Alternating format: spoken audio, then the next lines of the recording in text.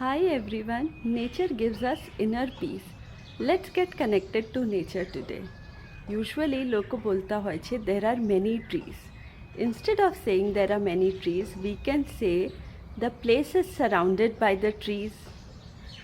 Grass માટે adjective વાપરી શકીએ છીએ velvety, green.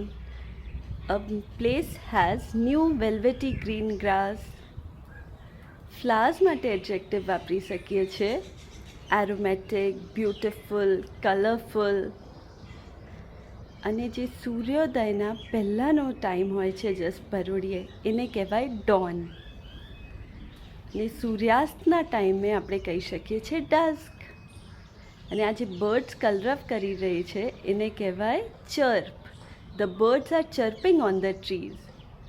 વિડીયો ગમી હોય તો લાઈક અને સબસ્ક્રાઈબ જરૂરથી કરજો.